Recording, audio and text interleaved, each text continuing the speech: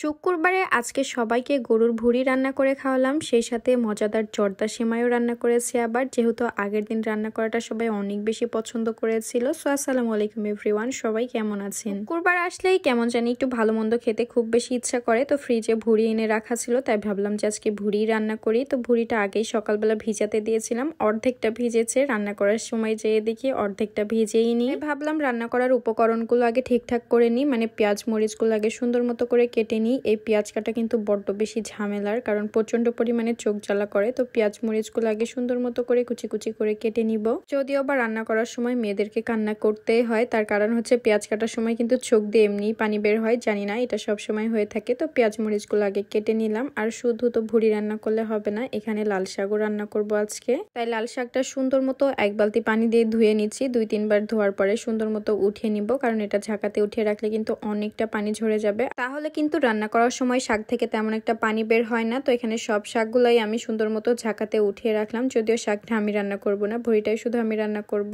এখানে ভুঁড়িতেও সবগুলাই সুন্দর মতো ভিজে গেছে। তো ভুঁড়িটা সুন্দর মতো করে ধুয়ে ছেঁকে নিয়েছি।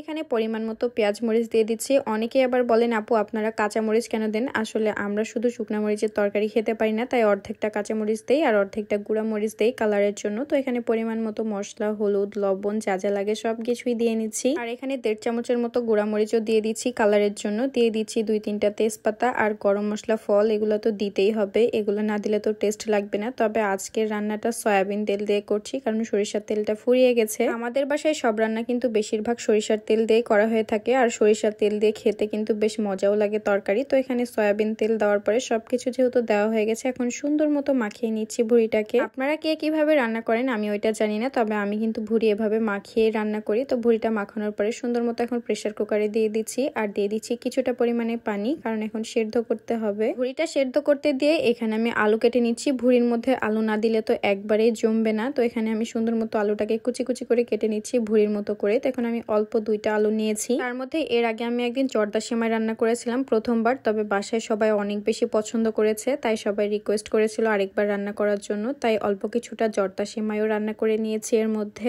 তো এর আগের দিন কিভাবে রান্না করেছি পুরো একটা রেসিপি আপলোড দিয়েছিলাম, এই জন্য সবকিছু আর দেখালাম না, শুধু রান্না করাটাই দেখালাম। আর এখানে দেখেন ভুঁড়িটাও আমার সুন্দর মতো সিদ্ধ হয়ে গেছে। তো এটাও নামিয়ে নিলাম। এর মধ্যে লাল শাকও চুলাতে আমার শাশুড়ি রান্না করে দিয়েছে।